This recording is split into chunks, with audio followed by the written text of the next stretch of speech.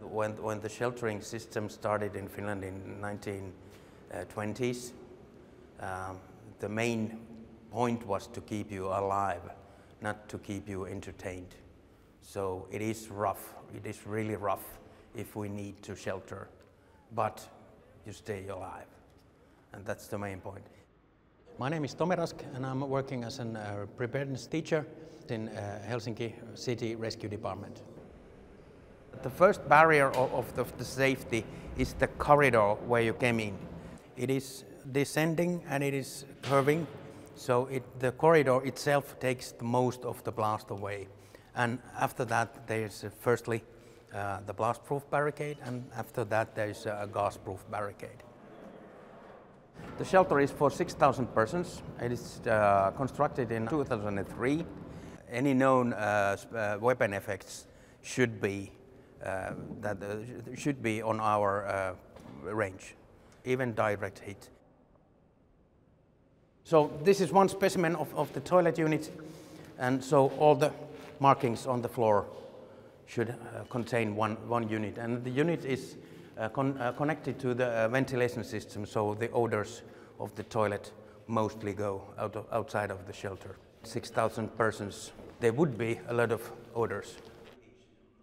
Radiation comes in two forms: straight radiation and fallout radiation. So we can filter out the fallout with the ventilation system on filters, but the straight radiation is absorbed to the bedrock. So we are in really good shelter from the straight radiation because of the bedrock is so thick above us and around us. The bedrock is so solid that you need to blast it.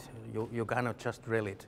The caving technologies and the caving know-how in Finland is really high for this type of bedrock.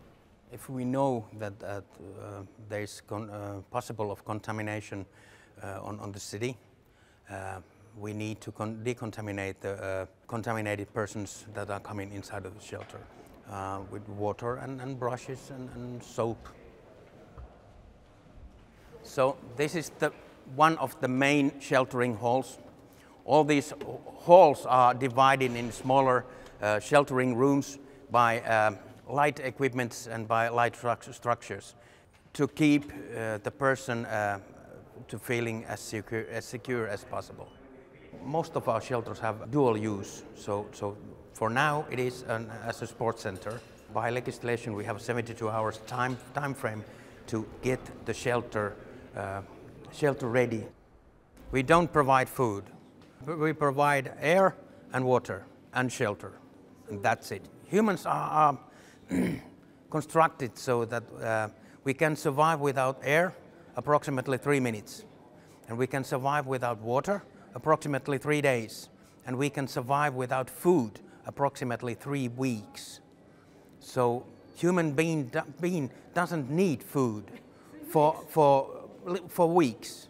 So again, this isn't a hotel. We don't have a breakfast buffet. We provide the necessities to keep you alive. War is one thing that is on our threat assessment. It is the most likely not to happen, but it still is a threat. If the war happens to Finland, the effect to the people are so enormous that we need to take some measures against it. And that's what I have been taught by my folks, and they have been taught by their folks who went to the war. The most common thing for everyone inside of the shelter is the fear. And the fear is universal. It doesn't divide us by color of our skin or by our religion or by the way we talk or the language. It is universal and it is joint. So that joins us together.